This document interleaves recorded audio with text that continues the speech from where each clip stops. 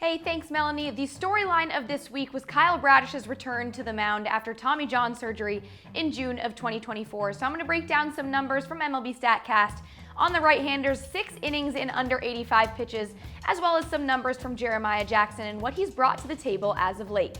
I'm Klaff, and this is Annielytics. Let's jump right in. Bradish's return on Tuesday was a good reminder of why he was a Cy Young candidate in 2023 and could have been one again in 2024 if not for injury. But there's a couple of things to take away from this start. The first is how the stuff looked. The pitch velocity was pretty comparable to 2024, which is a huge positive sign when coming back from Tommy John. Bradish's sinker averaged just under 95 miles per hour, and the slider was a couple ticks below what it was before the surgery. The righty also increased the usage of his four-seamer, and that velo was about what it was in 2024. Of all pitches thrown in Game 2 against the Red Sox, Bradish threw 11 of the top 12 fastest pitches. So Tuesday was encouraging for Bradish to bring his heat all the way back. And plus, he said the next day that he was feeling great, which is always a good sign. Here's what Alex Jackson said afterwards on having the catcher's point of view. I definitely enjoy being on this side, other than having to face him in the box, because I mean he's one of the best pitchers in the game for a reason, and I mean his stuff is absolutely electric, and this is his first outing out. It's only going to be up from here. The command paired with the stuff made for an elite return to form for Bradish, allowing him to strike out 10 batters and get 16 whiffs. That's a 43.2% whiff rate on the night. You can see here some swing and miss outside the zone, mainly on the 2 breaking balls. Bradish saw a 50% chase rate on his curve and 40% chase on the slider. Not one batter made contact on the curveball outside of the strike zone. And finally, the last takeaway from Bradish's start on Tuesday was the way that he was tunneling his offerings. Pitch tunneling is essentially having your pitches look the same and follow the same trajectory until the very end, when it is too late for the batter to discern what type of pitch it is. And a big part of this is sequencing, but also making sure your delivery is consistent enough so that the pitches look like they are in the same tunnel.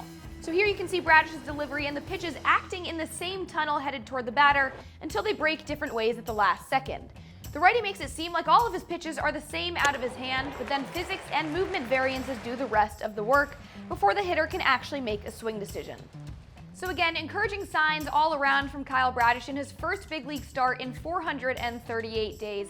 And it makes you excited to dream on a rotation in 2026 with Bradish, Trevor Rogers, and more. But now I want to get into some offensive numbers from Jeremiah Jackson, but first we'll start off with some background on the utility guy.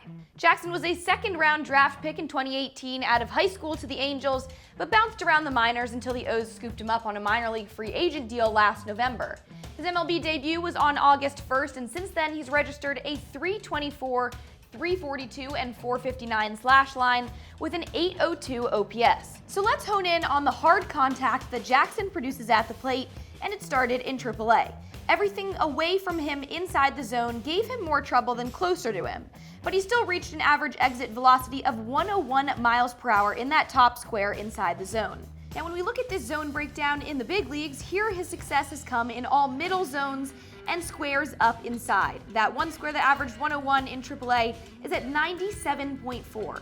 He's also gotten hard contact up, away, and out of the zone, and especially low and out of the zone closest to him. The overall average exit velo for Jackson has crept up ever so slightly since the minors, so it's no surprise here that the bat translated immediately for Jackson in his promotion.